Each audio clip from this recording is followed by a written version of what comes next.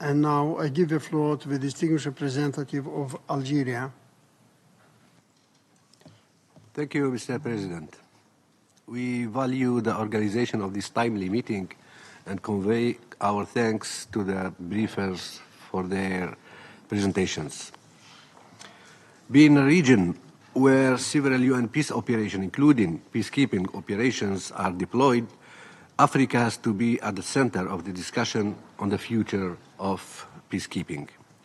We therefore look forward to the report of the Secretary General on the review of all forms of peace operations as requested by the Pact for the Future, and call for inclusive and broad consultations during this process to ensure that all views and perspectives are reflected. In this regard, we wish to point out the following. First, partnerships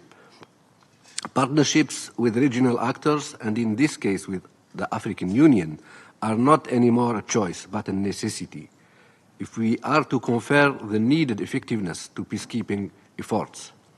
The UN is not able anymore to respond alone to peace and security challenges and needs to hand over some key responsibilities to regional actors. This step will only go in line with the prevailing spirit of putting in place cost-effective, robust, and streamlined peace and security processes. Such partnership must be founded on the spirit of the Chapter 8 of the UN Charter, according to which regionally led peace operations are deployed on behalf of the international community. A partnership means coherence, fusion, and unity of purpose.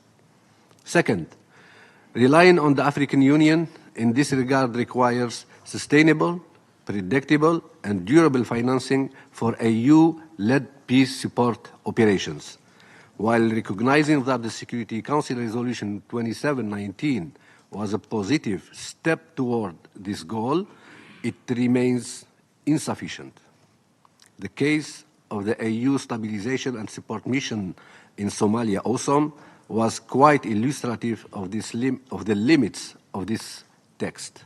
Also, putting forward the principle of burden sharing to get a financial commitment from the African Union is definitely not sustainable and contrary to the letter and spirit of the Chapter 8 of the Charter, but also to Resolution 2719, which mandated the AU together with the UN to participate jointly to the resource mobilization efforts. On this point, our discussion today should focus on how we could avail the necessary resources for AU-led peace support operations without asking from the African Union more than it is able to deliver. Third, the debate on peacekeeping versus peace enforcement has to be undertaken from an angle of providing the expected solutions and responses. Such debate has to take into account the rules of engagement and the principles of UN peacekeeping. It should also take into account the calls from the host country and the affected populations for more robust response to protect civilians. To conclude, Algeria reiterates its full commitment in advancing the peace and security agenda and contribute constructively to the discussion on the future of peacekeeping, particularly when it concerns our dear continent, Africa. I thank you. I thank the distinguished representative of Algeria.